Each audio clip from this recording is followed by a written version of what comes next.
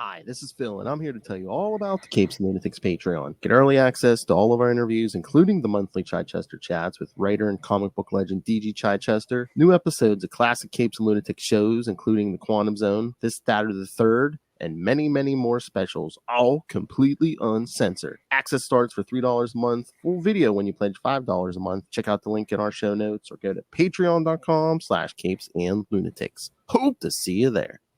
This is Comics Illustrator Ron Friends, and you're listening to the Capes and Lunatics podcast.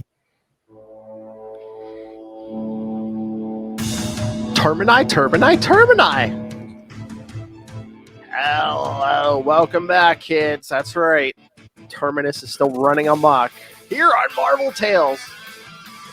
I am Phil. Joining me, as always, that man god himself. It is Justin the Owl, evolving further and further before your very eyes. the god of the owls.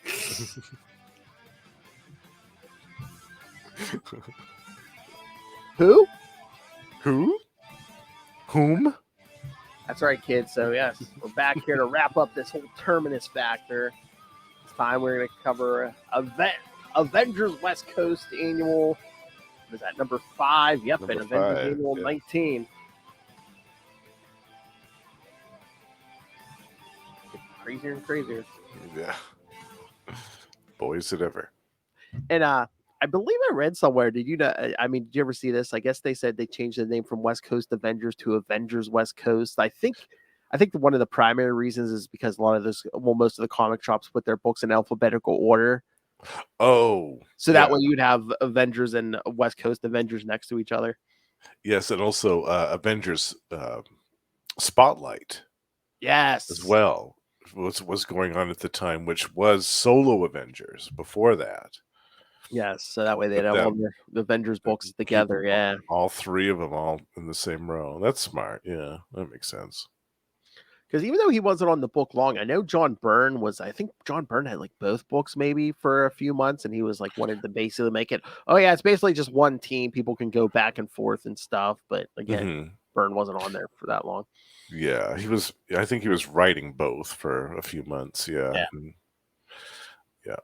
But yeah, that changed pretty quick. They're like, yeah, no, we're not going to have it be one big loose configuration. That's too confusing. All right, so like we said last time, no synopsis for the West Coast Avengers Annual, but the Avengers one we do. So this one I think is my favorite. Oh, this is a good one. Yeah, I think this might be my favorite too. Yeah. So Avengers West Coast or West Coast Avengers Annual 5, September 1990. Again, the Terminus Factor Part 4, When Titans Thrash. Writers Roy and Dan Thomas again.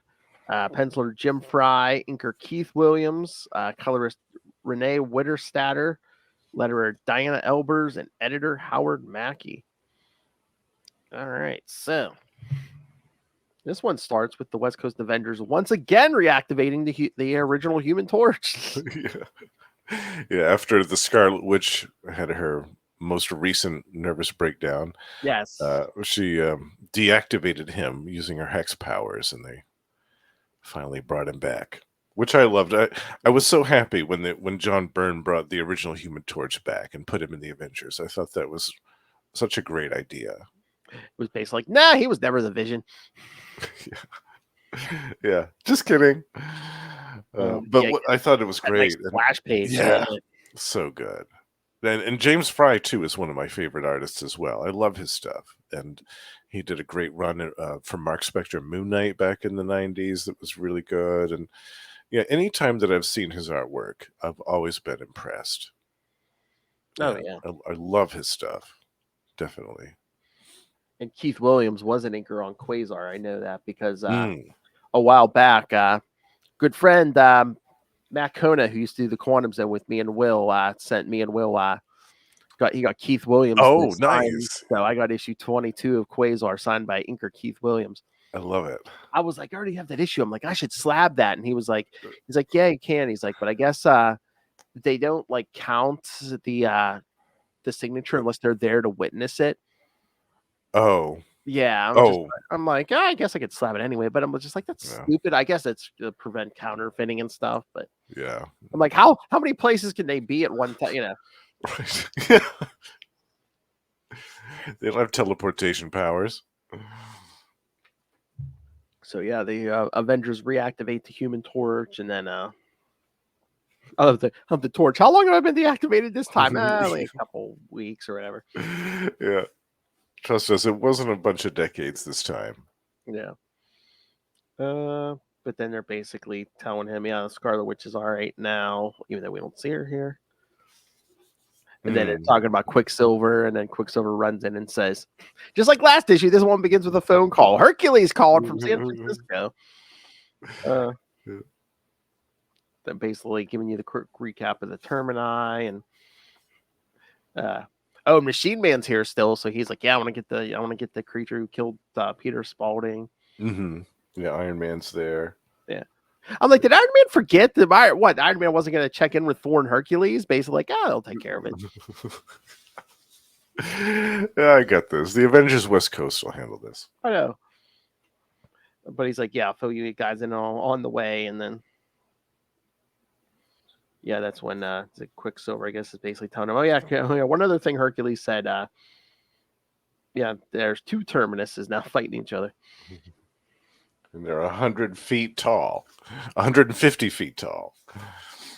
Then you turn the page for the credits, and you see Hercules standing there by Medusa's serpentine blocks. Yeah. The two creatures are talking trash to each other and embroiled in a big conflict, a duel of the Titans. Yes. Basically like, I'll kill you, father. No, I'll kill you, son. Yeah. Yeah, the new Terminus has broken off its own tail and using it as a weapon.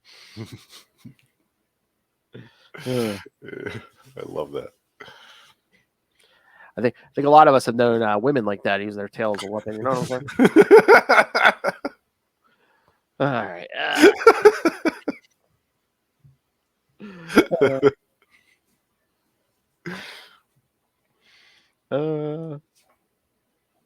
So yeah, Hercules is like, what do I do? And then he sees the Quinjet show up and the West Coast Avengers show up.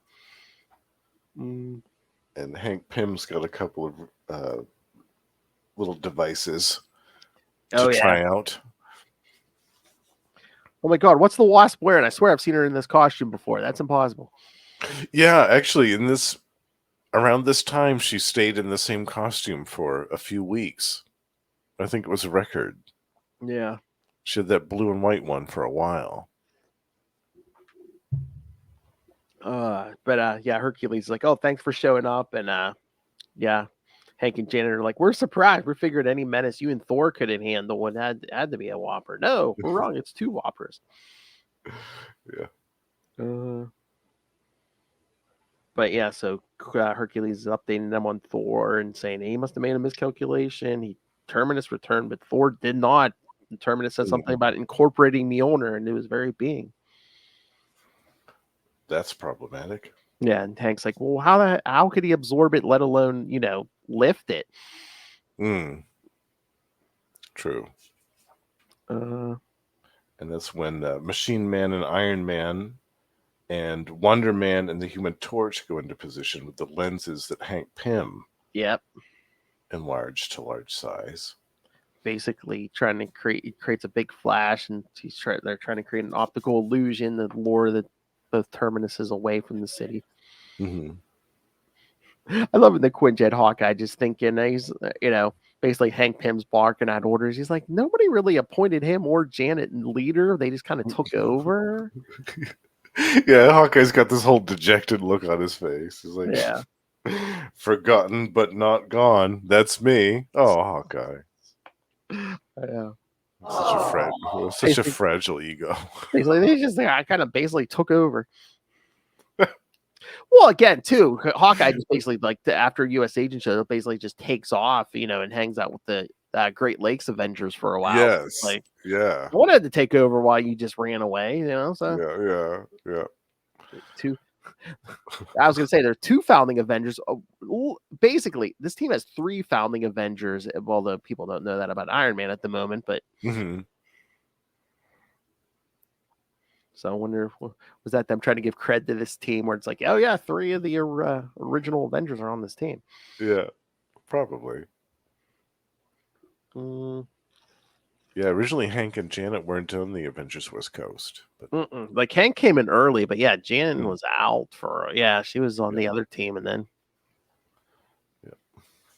so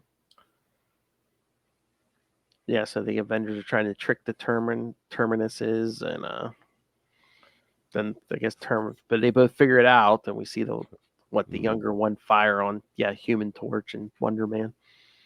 Destroys the lens. Wonder Man just tries to deck it.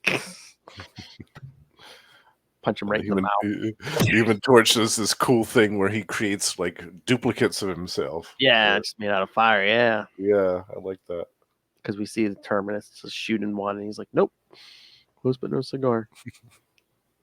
And I love this part too, Phil, where Hercules is like, oh yeah, I remembered that time that I destroyed Terminus's armor in the Savage Land. I can do that again, right? He leaps it. It's so funny. Like Hercules has so many fights over the centuries. He's like, how did I beat this Terminus? Ah, yes, I was hurled with great velocity at him, and basically ripped into his armor, ripped him right down the middle. Yeah.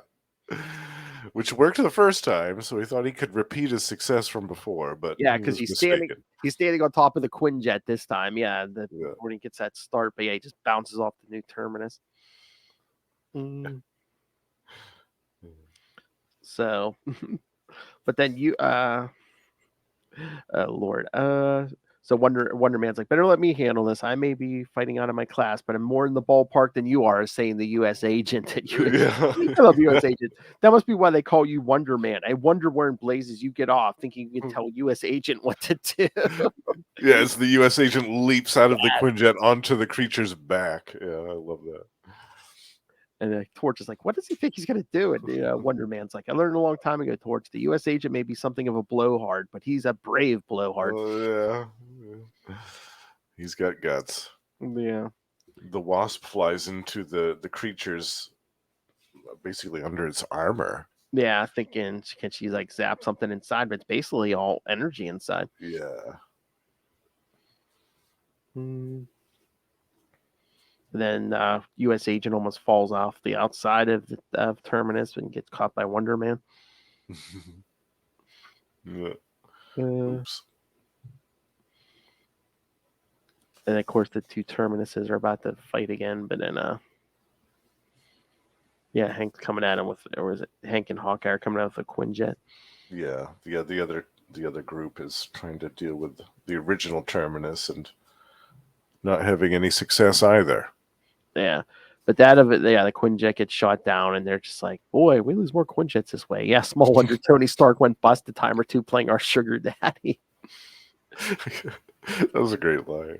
That's when Hawkeye says, speaking of Stark, he's like, he's like, do you think there's really somebody else under this new Iron Man's tin can trousseau? And Hank's like, later, Hawkeye. Yeah. And then they see a couple cars on the road about to get stepped on by Terminus. So Hawkeye starts shooting the original with rocket arrows. Yeah, that's the best they can do at that point. And they're almost stepped on. If it weren't for the timely intervention of Quicksilver. Yep. I love it. He saves it. They stay there looking all smug. Yeah. Perhaps I have a few more uses than you have imagined. Iron Man and Machine Man come swooping in and start blasting Terminus. And then they start fighting again. Yep. And as they do it, they can start feeling it around the world, like all these these earthquakes are happening from this massive conflict. Yeah, and Hank's saying if he journeyed if the original Terminus journeyed all the way back to Earth to fight his son, there must be a reason. Oh, there's a reason, all right. Oh, yeah. Because the new Terminus eventually shrinks down and the original Terminus eats him. Yeah. and they merge into one. Yeah, yeah. Tastes like chicken. Yeah, there's a big explosion, and then you get a 4-armed Terminus. The ultimate Terminus. Yes. They basically the new one basically just walks off. Mm-hmm. Twice as large as either of the original Terminuses. Then U.S. agents like, we couldn't stop either one of those originals. How are we going to stop this guy? Then on the last page, we get there's the East Coast Avengers. Yes, and there's Quasar. Yep. Yep. Along with Cap, Vision, and She-Hulk. Yeah. That was a great team, too. I really enjoyed that lineup of the Avengers. Oh, yeah. Around this time. And Thor would be there, but he's still floating in space, kids. Right. Yeah. He's otherwise indisposed right now. He gets up to some singing in the next issue. Mm-hmm. Oh, this is so funny. Our cliffhanger for this issue is like, where are we going to meet the East Coast team? And Cap would just see Cap pointing a finger, going, there. We'll split the difference right about here, but we don't know where he's pointing to. Yeah. Such a big cliffhanger. Where are they going to meet? Yeah. Then we get another Media Watch story. Yeah, this one was also, I felt like a waste of time. Oh, it's Nightline. So what is that? Ted Koppel or whatever? Ted Koppel and all this stuff. I thought that was a waste of time. I was like, oh, here we go again with this. Yeah, this one's basically just a bunch of talking heads. Yeah. Yeah, literally. Yeah. I mean, again, I think it's a waste, but I think that the last Media Watch we'll get next issue is like the best one, kind of. Yes, with Andy Rooney. Yes, I agree. Yeah. Then we get this story, the first backup story that takes place basically at this. It's basically SeaWorld. Yeah, I actually liked this one because it prominently featured Firebird. Yes, and I'm a big fan of Firebird. I feel like she wasn't given nearly enough time in comics, and it was great to see her again because she was a member of the team for a while. Mm-hmm. And then we saw these Atlantean guys who were from Atlantis Attacks. They were in, I think, the New Mutants annual of that. Oh yeah, I think so. Yeah. Oh, Atlantis Attacks. That's another one we'll have to do next year. Yeah, definitely.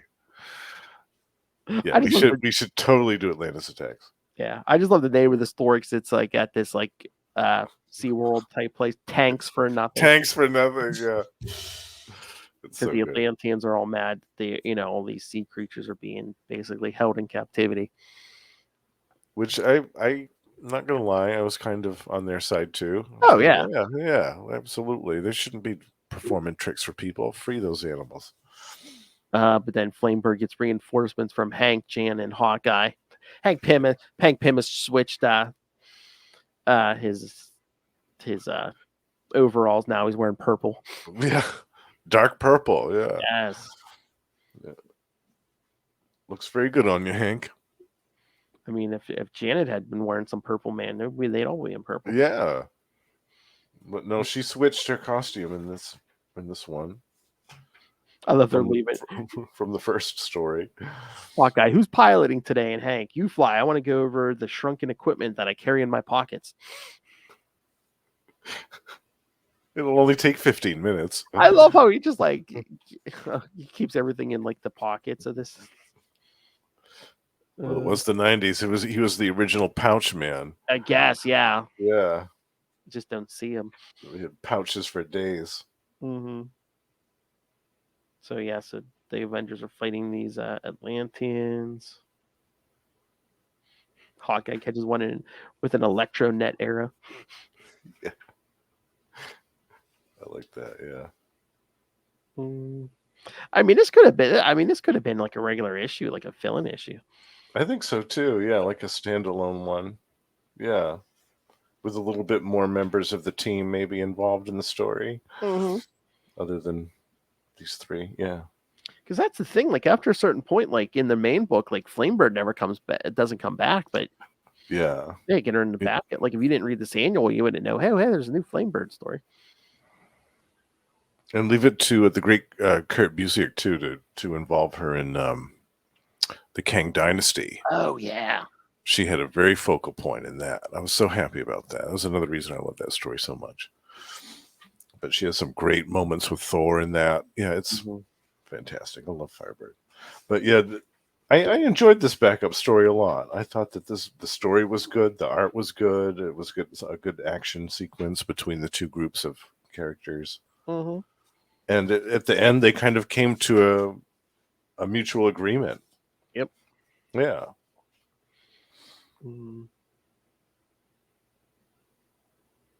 Although it's kind of a downer ending. Yeah, where it's basically like, oh yeah, these species are still being hunted. Yeah, the killer whales that they set free, all of a sudden there's a whaling ship right on their ass immediately. It's like, oh, awesome. Yeah. People suck.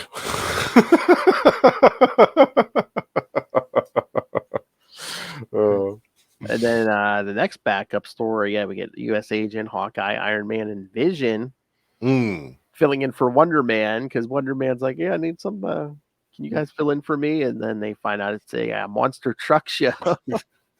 And the only one who's excited is U.S. Agent. Yeah. I loved that. He was the only one who was happy about it out of all of them. A monster truck show, we get in for free. He's like, we are so lucky. Oh man. And then this villain with one of the best villain names ever, Dr. Goodwrench. Oh yeah. Dr. Goodwrench. You could basically take control of machines. So of course, yeah, over all these monster trucks and stuff and attacking the Avengers. He says the machines talk to him, and I mean, it's pretty much at the end. Hawkeye's like, they're not talking to you. That's called schizophrenia. Yeah. Well, Vision too. He's like, I can, I speak many machine languages. He's like, and I'm telling you, they're not talking to you. Even took over Iron Man's armor. So yes, I liked that part. That was cool. Yeah. So basically, yeah, they're like, yeah, we'll get you help. Yeah, we need to get you a therapist, Dr. Goodwrench. You need an actual doctor. I love that the end there, the last page, or like Hawkeye's telling him, he's like, yeah, we'll get you all the help you need. And then Iron Man, oh yeah, who's gonna help Wonder Man after I get through with him?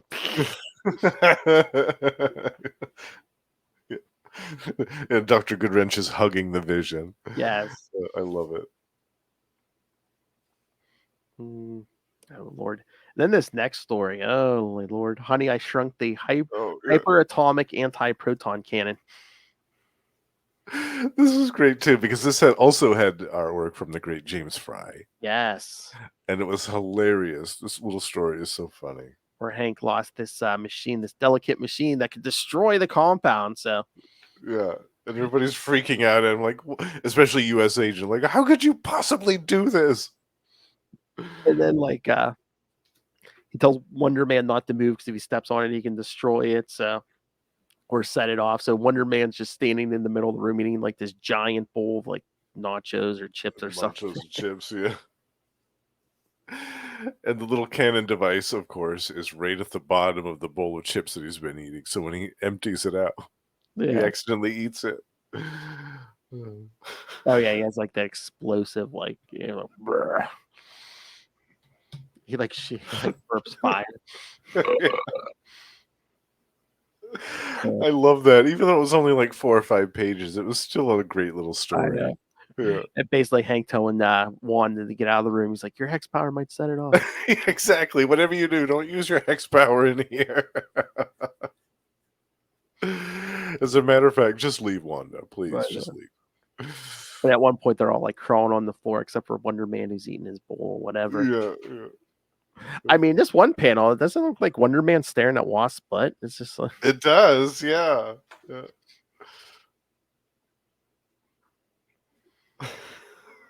Oh. It's so weird, and then that's like the end of the issue. Yeah, that's it. Yeah, I loved it though.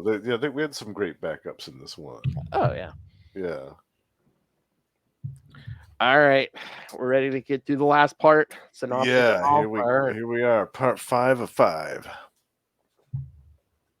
All right, kids. So 2 teams of Avengers are coming in here. So Hold on, let me get the link for. Yep. All right, Part 5, Avengers Annual 19. Of course, from September 1990. This title. I know. Beat me in St. Louis.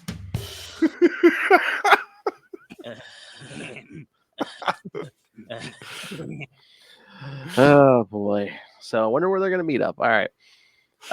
Writers, once again, Roy and Dan Thomas. Penciler, Herb Trimpe's back. Inker, Jeff Albrecht. Colorist, Paul Beckton. Letterer, Rick Parker. And editor, Howard Mackey, once again.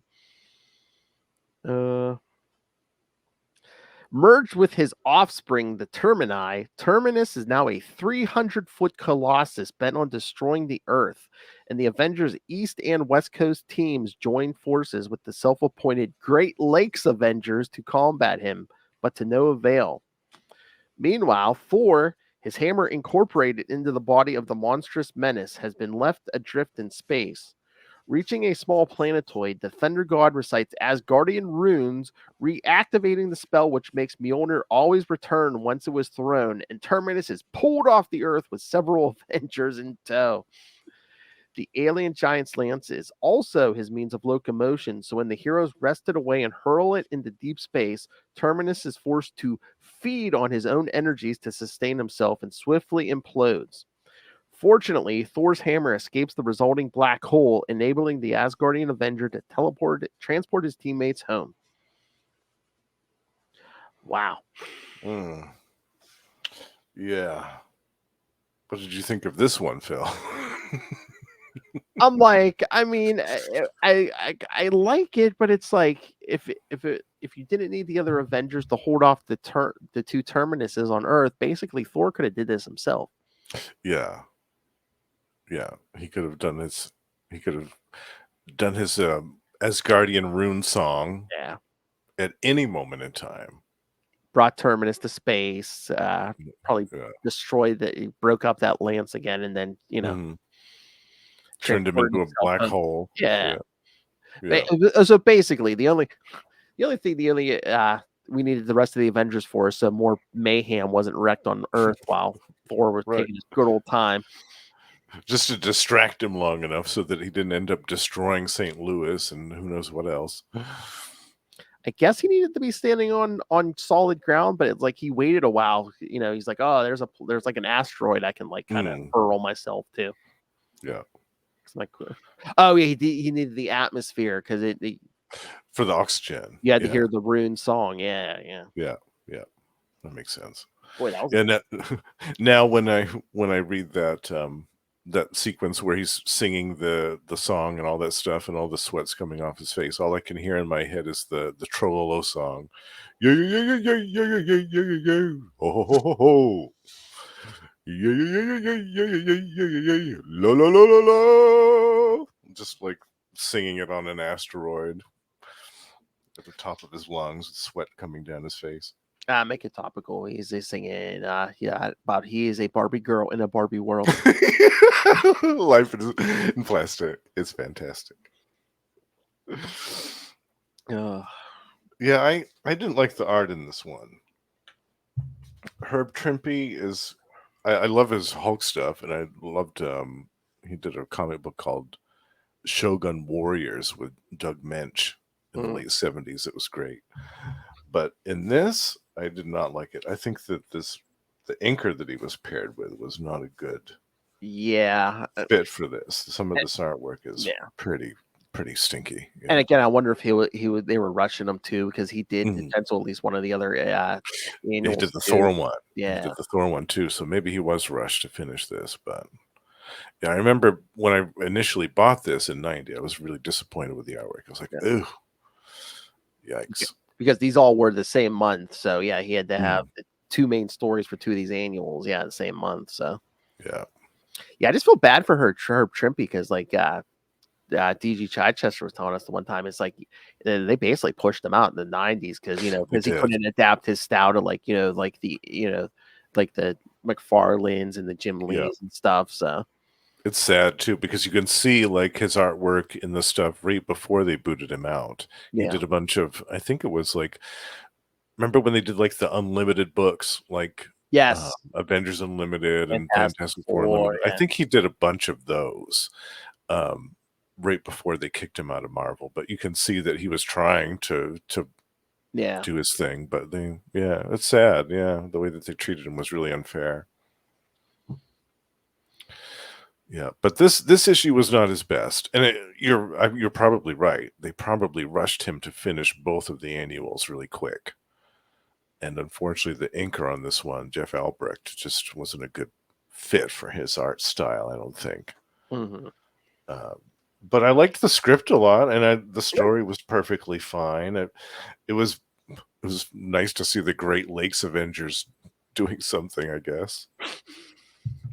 Again, they're always for a comedic effect. Like, Yeah. Mr. Immortal, oh, did you forget? I can die, but I come back all the time.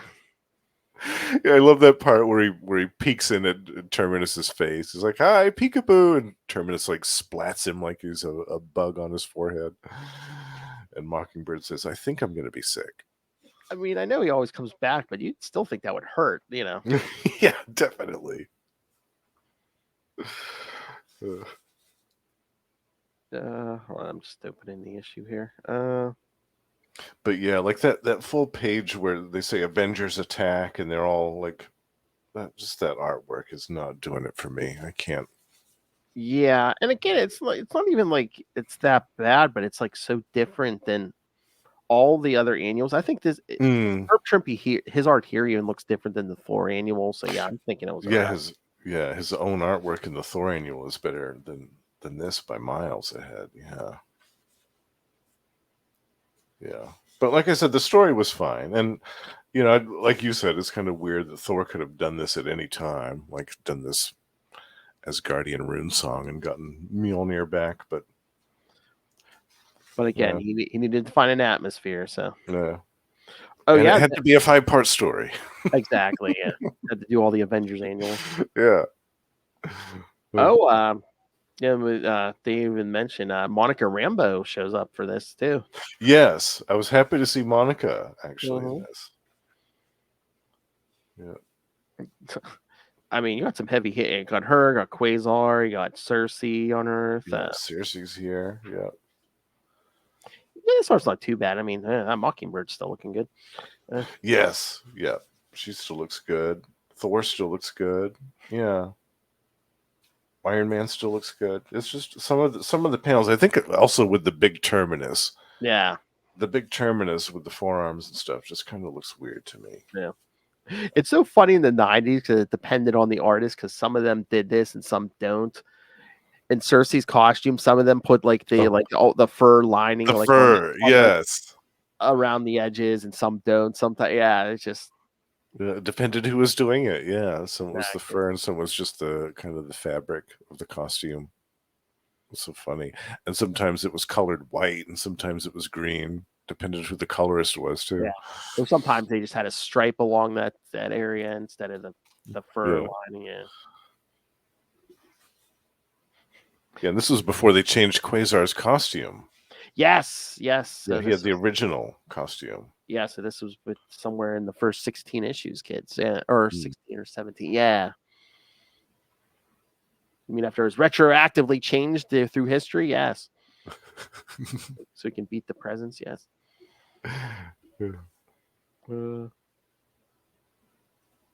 I love how they tried to beat Terminus like Quasar beat him last time. They put a platform under him. It's like, yeah, me and Spider-Man lifted him in the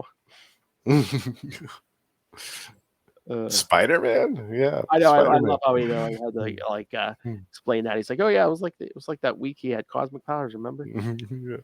That week that he was Captain Universe. Yeah.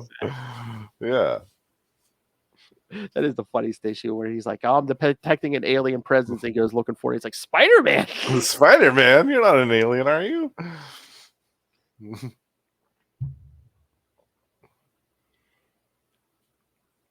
But yeah, they had Star Fox in here too. Yeah. Mm-hmm. But yeah, the whole platform things didn't work, so they had to wait for Thor to. That does look funny. You can't tell if like Thor's like singing or like he's gonna be like whistling or something. Or... Yeah.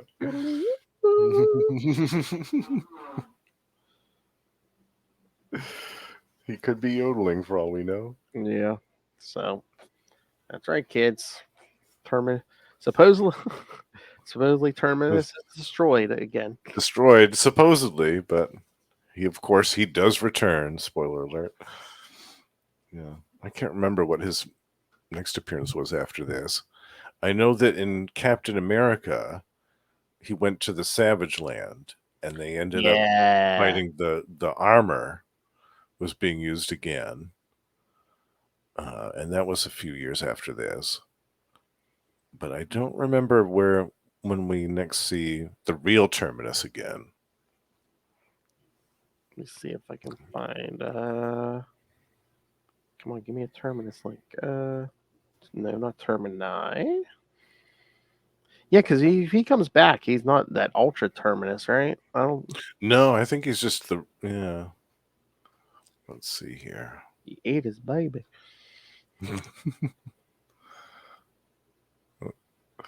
Oh, he returned to Earth in astral form and infected the minds of the Moloids. What was that? I don't remember that at all. I didn't read that. I don't know if I read that either. Huh. And then sometime later, he returned in physical form, forcing the Avengers to face him. Spider-Man asked Captain America asked Spider-Man to call an Alpha to aid them. I didn't read that either. I'm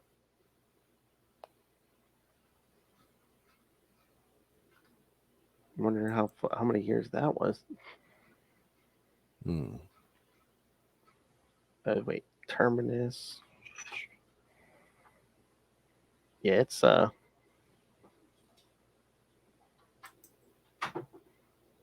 Was this Mighty Avengers number 32?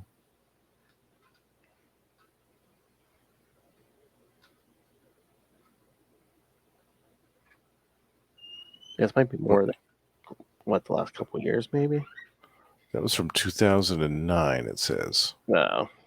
So it's been a while. Yeah. Oh, the whole thing was Spider-Man, Captain America. That was Amazing Spider-Man 694. So brand new day bullshit, kids. Nice. Yeah, I'm seeing Avengers Volume 5, number 13, and Avengers Volume 9, number 1. Oh yeah, that's right. Doesn't he show? He shows up in Jed McKay's first issue, I think. Yeah.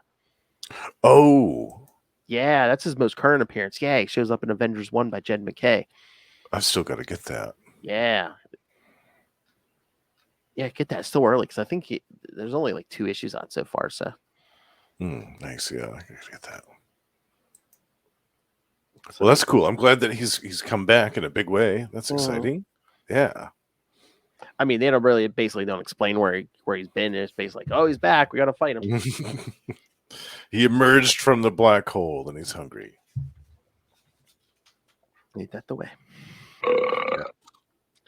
But yes, and okay. So then we get the last media watch with Andy Rooney. Yes, and the ticking of the 60 minutes clock. Yeah. Yeah, for those of you who don't remember Andy Rooney, yes, he did his little commentary every week on 60 Minutes. Yeah. Yeah, and he had the largest and most in charge eyebrows that ever were. And luckily, in this artistic rendition by Jim Reddington, they managed to get the eyebrows just right. Yes, I was going to say, they did not tone it down. No. And then the next story, we basically get the recap. Mark Grunwald gives us the recap of Acts of Vengeance. Yes, totally. It's basically, essentially what it is. The Avengers are sitting around after the events of the last chapter of the Acts of Vengeance story, where they find the hidden secret room where all of the villains were meeting. Oh yeah, because Cap, Thor, and Vision are sitting there, basically piecing it all together between them and the wizard's the wizard has basically offered to testify, I guess. Bentley Whitman. Yeah. The wingless wizard. Yeah. I mean, basically, again, maybe we'll get there someday. But yes, the Loki basically, well, the people get free, villains get freed from the vault,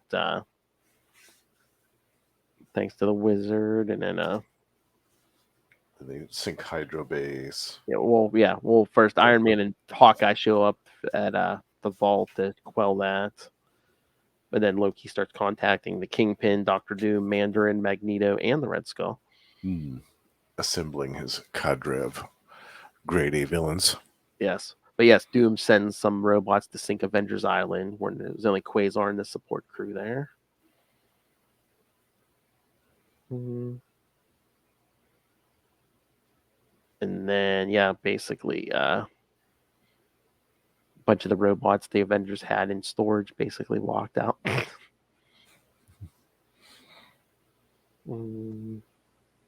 Except for, is it the awesome android? Yeah, basically attacks Stingray.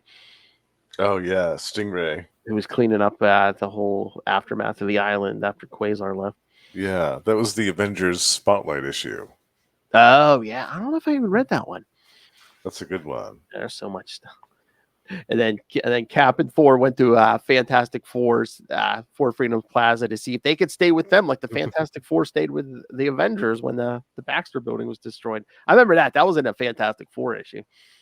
Yeah, that was, yeah. The Fantastic Four wasn't home, so the defenses just basically kept them at bay. I remember Thor's like, I could take them out. And Captain America's like, no, if I know Reed Richards, you take those out. Something nastier is going to come out. Yeah. Even if it doesn't hurt us, the city's going to get trashed. And yeah, it's not worth it, Thor. Don't do it. So then, they say they called in the reserves to watch over the salvage operation. We see Moondragon, Hellcat, and Black Widow in that family. Yeah.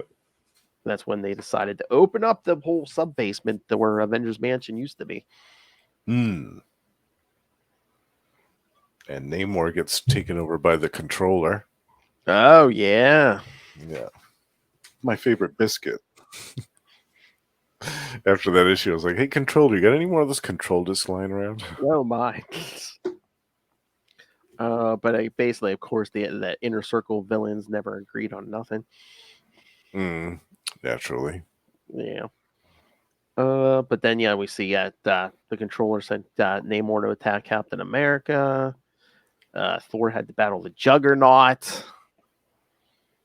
Then we see Quasar. Quasar took on a few, but at issue 5, he took on the Absorbing Man. That was my favorite. Yeah. Yeah. I love that one. Iron Man versus the Wrecker. Yep. Hawkeye and Boomerang. Yeah. And later, Angar the Screamer and Screaming Mimi. Then Monica Rambeau fought Claw after he got away from Quasar. Oh my God, Absorbing Man got slapped around because, Quasar basically made him blow up. And that was after Absorbing Man got his ass handed to him by Joe Fixit. Yeah. Yeah, Absorbing Man was not having a good string of luck for a while there. Yeah. Yeah, the UFOs attacked the West Coast Avengers. I love that one. Yeah, the Vision was like, I was on the West Coast. So I'll tell you what happened there. Yeah, the UFOs, and then the Mole Man subterranean creatures showed up. Yeah. I love in these recaps too. It's like the colorist just kind of gave up. The colorist was like, to hell with it. This whole panel's going to be red. I know. The whole thing's going to be red. Or that panel with Iron Man, he's the only thing that's like a different color than the rest of the panel. Everything else is green. I know. Yeah, the color's like, to hell with it. I've only got an hour to do this. Let's do it. And then it's like, they're like, a bunch of our old foes were busy, not with us, but attacking Doctor Strange, Spider-Man, and Daredevil. I love that panel. You just see Daredevil drop kicking Ultron. Ultron in the face, yeah. That was probably the strangest Acts of Vengeance issue, was the Daredevil and Ultron one. Oh, yeah. Oh, that was two-parter. Yeah. Because Ultron was basically going through like some form of midlife crisis or like nervous breakdown or something. It's like almost like an associative identity disorder thing, because he was like, it's Ultron 13, but he was hearing all 12 previous versions of himself. Oh, yeah, that's right. Yeah. They were all assembling together at the same time. Because like Doom rebuilt him and reactivated him, and you hear all these voices in their head. They're like, "He's the creator," and then the other voices are like, "No, destroy him! Destroy him!" And then he went after this girl, this pretty blonde number 9 who had Daredevil was hanging out with, and just like the robot's getting sexually excited. I'm like, what is going on there? Well, we wanted Jocasta. Well, well, let's not even go into Jocasta, where we created from off the brain patterns of Janet, who was Hank's wife, who Hank was Ultron's father. So yeah, and then later on we get Alchema when he tries the same thing with Mockingbird in West Coast Avengers. Creates his own Mockingbird and Alchema. Yeah, like the last year of West Coast Avengers. Yeah. I remember when he did that, I was like, you didn't learn the first time when he made Jocasta? That didn't work out so good, but you're going to try it a second time. Okay, well, go for it. If you're listening to this at any point, Lilith, we always talk about horny Doombots. What about horny Ultrons? Horny Ultrons, yeah. He's lonely. It happens. And I love it. They're talking about, this like, just basically this like string of like just like nobody's coming after the East Coast team, like Hydro Man, the Jester, a Hulk robot, and Cloak. Yeah. And then Freedom Force shows up. I love that panel. Just Freedom Force. Vision putting his arm through the blob. Just that look on the blob's face, like what?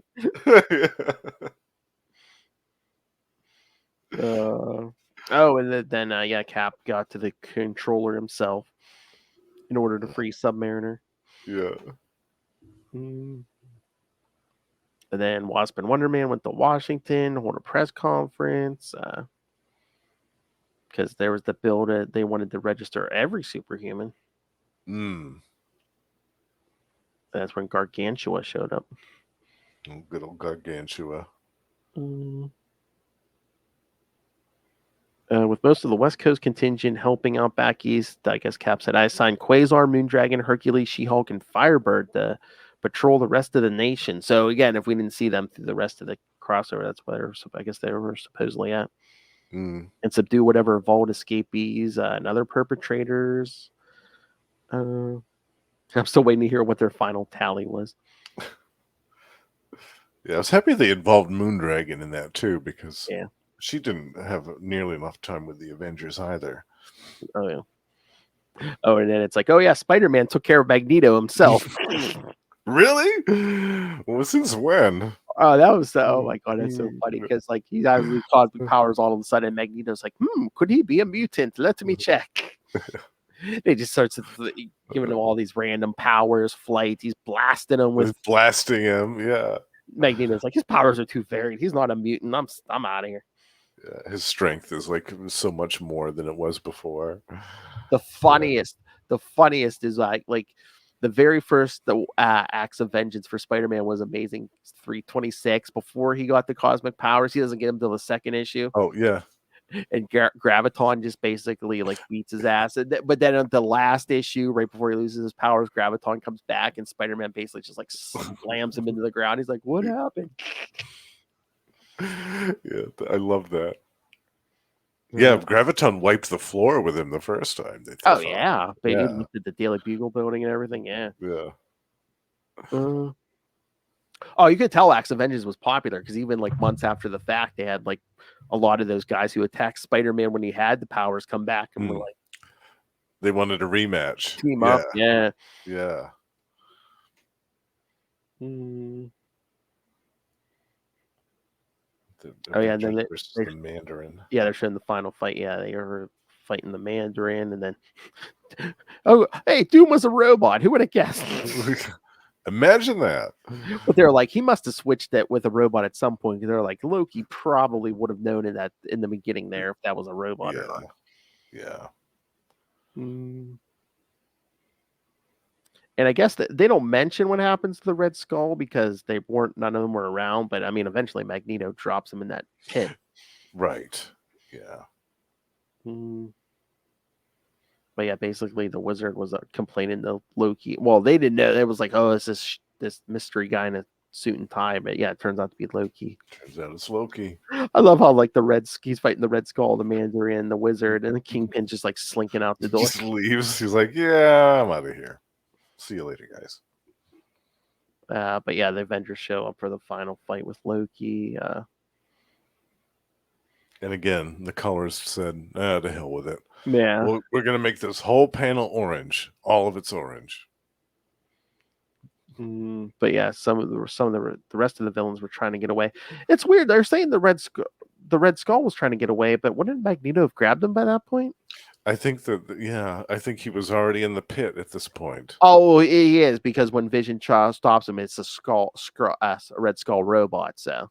Oh, that's right. Yeah. He's another robot. So yeah. So that was probably their way around it. They're like, oh wait, he's in the last story. Wait a minute, he's in that pit. Let's make him a robot. Okay. Yeah, that's right. Because they've got the remains of the Doombot and the Red Skull robot on the table. Yeah. Because Vision he wanted to phase through him to take him out, but since it was a robot, he just blew it up. Yeah. We took him out, all right. Yeah, and that's when they captured the Wizard too, but Mandarin got away through one of the magic doors. Yeah. So I love how they're sitting around the table and Cap's like, what could we do better next time where, maybe we'll see something like this coming before it actually gets as far as it did. Yeah, that's a good question, Cap. I don't really know how you would. Vision says, maybe we take a more aggressive approach to world security, orchestrate more preemptive strikes on perpetrators at large. And then Thor, always looking out for his bros, says, we need to rebuild the mansion stronger than ever. Hey, I know an architect. Basically, Eric Masterson. Yeah, he needs some work too. Yeah, he's bought me too at this point. Yeah, Eric needs to eat. So yeah, hire Eric. Sure. That's a good paying gig right there. Rebuilding Avengers Mansion. Yeah. So basically, at the end, Grunwald basically sums up with Cap saying, in the end, this was good for us. It shows us where we were falling short and on stuff. And yeah, he's like, that's our strength. We learn from our failings, unlike our enemies. Do you think our 7 major foes learned anything from this besides to never trust one another again? I don't think so. He's like, had they been able to, pull this off better than they've ever done together, I'd be worried. But yeah, if they had been able to work together instead of constantly infighting, they weren't petty. Yeah, perhaps they would have been successful. But yeah, it was doomed to failure already. Pairing up Magneto with the Red Skull, I mean, that's stupid. That's so funny. It's Magneto's like, yeah, you German war criminal. And Red Skull's like, no, I'm American. Because he's that Captain America clone body. No, I'm American. I'm not the original Red Skull. Yeah. Do a DNA test on me, I dare you. I think Magneto is basically like, no, you're either the original guy or you're trading on his name. So yeah. And then we get is this the last one? The Day the Strangers came. Oh yeah, Kurt Busiek wrote this one. Yeah, with another kid story. Yeah, this one's a little bit more downbeat actually than the other one. Yeah, because it turns out Captain America, Hawkeye, Quicksilver, the Wasp and Cersei are in town. They're tracking down the Sons of the Serpent. And this little kid idolizes superheroes. He's got his own little costume, his own little cosplay costume that he's made with a mask and everything, and watches the Avengers go into action, watches their exploits on TV and all this stuff, and then realizes he overhears his brother in the next room and sees his brother in a costume belonging to one of the members of the Sons of Serpent. Realizes that his brother's in the gang, and then goes to the Avengers and tells them about it. Well, he's basically the leader of, I guess, this local chapter. Yeah, so he's like, he goes to the Avengers. He's like, I know who you are. He's like, my brother's the leader of the Sons of the Serpent. He's going to blow up New York and LA unless you stop him. And I know where he's going to be. So, yeah. Yeah, so it's kind of a downer. Takes down all of his superhero posters, and he throws away he gets rid of his costume and puts everything in the trash. It's like, oh, Yeah, because he heard. Yeah, because he heard on the radio that the Avengers did capture his brother and stuff. It's like, Yeah. and it's not that he won't do the right thing. Just he won't look forward to it anymore. Yeah. Aww. Oh no! I think this is the last story. Clowning around. Oh, yeah. This is a good one, actually. This is another lighthearted one. And again, it's a different penciler, but look, there's a different take on Cersei's costume. Yes. Yep. With the green stripe instead of the from the fur. Yeah. Mm-hmm. It's the same issue. Man, there's a lot of cleavage on that page. Cersei, She-Hulk, Sam Wilson.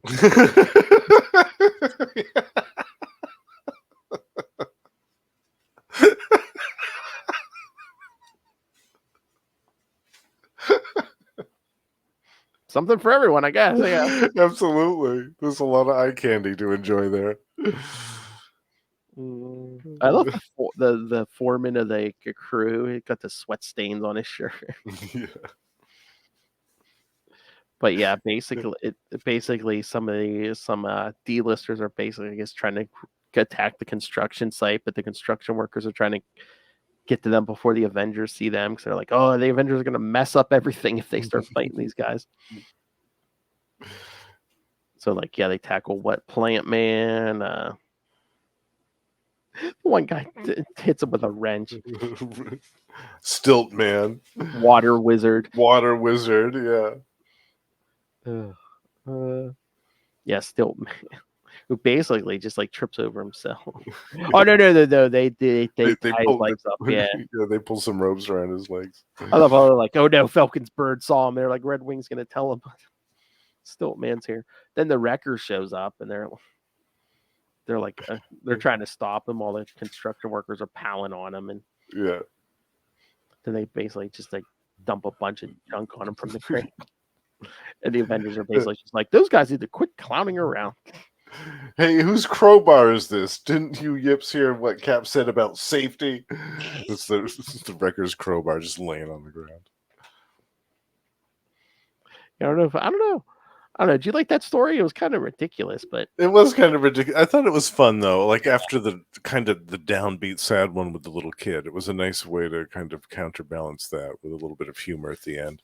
Yeah. It reminded me kind of Damage Control. Yes, like the same kind of spirit behind a Damage Control story, and I always liked some of those back in the day. So yeah, I thought it was fun. It was.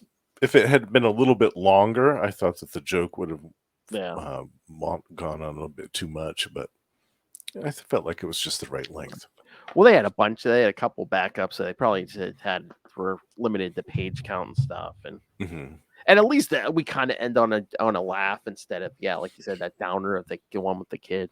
Yeah, that would have been too much of a sad note to end this on. Yeah, at least in my opinion. But yeah, on the whole, I liked it. The issue was good. I mean, the artwork I didn't really care for in the main story that much, and the resolution to the story was kind of weird, admittedly. Mm-hmm. I just thought it was strange, like Mjolnir being inside of Terminus. Like, I don't know. It's weird to me. I don't get it. But I think on the whole, like looking at the whole thing, the 5-part Terminus Factor story, I thought it was pretty successful. I thought it was pretty entertaining. Oh yeah. I think again, I mean, pretty much. I mean, it was a good story. I like how we started off with a little microbe. Yes. That eventually, through the course of this thing, grew its way up to this 150-foot tall behemoth. Yes. Who then merged with another behemoth to become 300 feet tall. I just like that progression from a microbe to 300 feet tall. I thought it was really cool. Yeah, and then like the gag on the first page of every annual, it's like, you are here, pointing to each Termini as it gets bigger and bigger. Like a little size chart. Yeah. Yes. That was a nice little touch. All right. So, final thoughts? Anything else? No, I think we covered just about everything. Yeah. What did you think of it as a whole? Did you? Again, I liked it. Yeah. It's been a while since I read these. I was gonna say I didn't have the Thor annual, so I don't know if I ever read the Thor annual. So I remember hearing, oh yeah, he had the Terminus had the hammer, but I don't think I ever read the actual until now. Yeah. I don't know. It seems weird. I mean, for some reason that Thor annual seemed, again, it's not getting any love digitally, and it's like picking these up. Like again, I got the first two parts, and then I picked up the last two Avengers and West Coast Avengers like as back issues years later. But it's like I don't know if I've ever seen the Thor annual in the wild anywhere. Oh, I don't think I have either. Like multiple stores or back issues at conventions. I don't think I've ever seen that Thor. Yeah. Unless it was like a low print or something, or print that or something. I don't know. I know that my copy, I don't know if there was a print error when it was made, but like there's some pages where the script is almost streaking, like on the page, where it's like, yeah. I wonder maybe 2 or 3 pages like that. Oh, I wonder if that was like a printer's error or something. I wonder if maybe that's what maybe they're waiting to try to find a full copy of that annual that's not, Doesn't have that damage in Yeah. it, maybe. Yeah, I don't know. But I noticed that when I was rereading it, I was like, ooh, this looks kind of shabby. I wonder what happened here. Because that's stuff from the 90s. I wonder if would they have digital files of that, or would they are they just scanning it and kind of like tweaking it on on the computer once they scan it or something? Yeah, I think that after they scan it in is when they did the majority of the work on it. I think back in that day. Well, I mean, now it's like, if they're putting the 90s stuff on the app, or do they have to scan it? I guess some of it they would have digital. They would have some pre-existing digital stuff, but it's possible that they're trying to find cleaner copies, maybe to scan to get a better image. Maybe some of those old files are corrupted or old or whatever now. Yeah. All right, kids. So I hope you enjoyed the Terminus Factor. I know we did. Yes. Send in your thoughts too about it if you'd like. We'll read them on the show. Please. And again, like we said last time, yes, next episode, we're going to get to our first crossover with Gamma Charge. Yes, I'm so excited. The show fans call, that Hulk show with Justin and that other guy. And that's their fans. So part 1, we'll be doing Life Form for the first crossover. So join us here for part 1 from the Punisher Annual 3 and Daredevil Annual 6, and then jump the Gamma Charge for the Hulk and Silver Surfer annuals. That's right. I'm looking forward to it. That's going to be so much fun. And then, in 2 weeks, Justin and I will be doing Assault on Armor City from Darkhawk Annual 1, Avengers West Coast Annual 7, and Iron Man Annual 13. So that's gonna be pretty much a West Coast crossover. Can't wait for that. Yeah. It's been a while since I've read that one too, so I'm really excited to reread that one again. And then at the end of the month, will be our second crossover with Gamma Charge, Return of the Defenders, but this time we will be part 2. So go check out Gamma Charge for part 1 from the Hulk and Namor annuals. And then join us here for part 2 from Silver Surfer Annual 5 and Doctor Strange Sorcerer Supreme Annual 2. Yeah, I'm excited for that one too. I love that story. Well, your favorite biscuits in that one. And it follows up an Incredible Hulk story that the 3 of us talked about earlier this year. It's kind of like a sequel to that story. Yes, on Gamma Charge, yes. Yeah, the Dark Hulk, yeah. Yeah, so if you're not listening to Gamma Charge, go subscribe now, kids. Yeah. All right, so send us all your thoughts.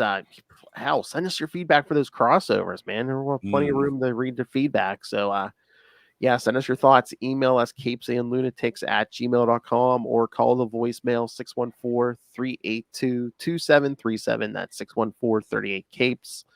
And remember, you can find all things Capes and Lunatics, episodes, social media, merchandise, the Patreon. Join the Patreon elite like Justin here. Yes, it's worth the price of admission alone. Trust me, just to hear Lilith and Phil talk about Heroes Reborn, especially the Captain America, the Rob Liefeld Captain America issues. So funny. I was almost on the floor laughing from that.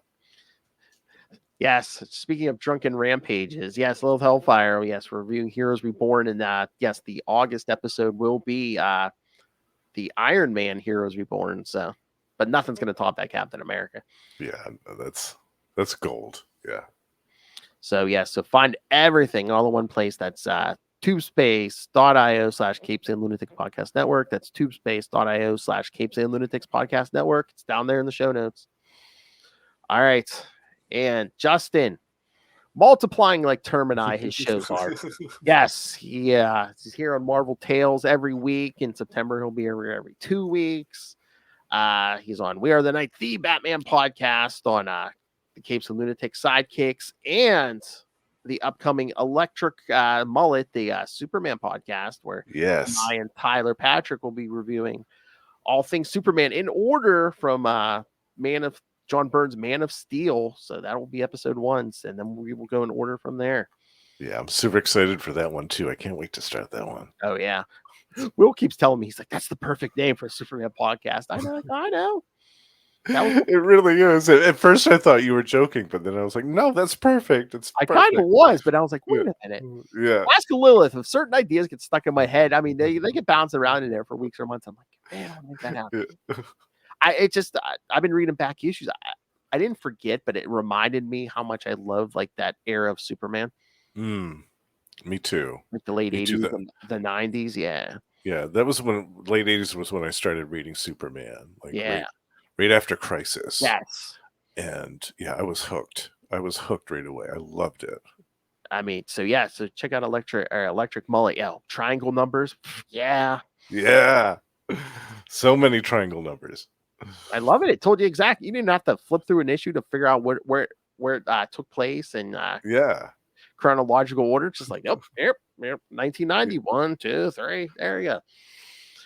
All right. Four books to keep track of. We needed some help back then. Exactly. And then they added a 5th skip week book, like a once a quarter book too. So just for funsies. Exactly. So so Justin's going to be all over these feeds, but he also does more podcasting. So fill him in on the rest of that, Justin. Yes, the aforementioned Gamma Charge. I co-host 2 times a month with my pal Russell. We talk about everything to do with the Hulk and She-Hulk, and we also have a Patreon page with bonus episodes, so do check that out. And the 2 of us also co-host Predator and Prey, a Yocha podcast with our good pal Ray, in which we talk about everything to do with Fox's Predator in comic books, movies, video games, and more. And Russell and I are reactivating a show from the past, which I'll be very excited to tell everybody about next time after we record the first episode. It's a show that we started a couple of years ago. We got a few episodes into it, and we kind of left it on the back burner for a while, but we're going to restart it again, and I'm very happy about it. And the Lost Library of Legends, what's that, show number 7, I think. That one is almost done. I had to get some artwork done for that, for the social medias. So soon that will be all ready to go. Nice. Yeah. Oh. I'm a sucker for a guy with a powerful rod. Scream at! Well, that escalated quickly. Things in common, cannabis, comics, and other things starts with C. I'm in Love Hellfire. That's right. We're kindred spirits. Pretty much. All right, kids. That's right. Thank you for joining us for the Terminus Factor. And next week, Russell will be joining us for part 1 of Light. Yeah, part 1 of Life Form. And then, going to jump over to Gamma Charge for part 2. Yes, it's a summer of crossovers. Yes. Daredevil, Punisher, Daredevil. Yeah, and then Hulk and Silver Surfer. Yeah. There's a team.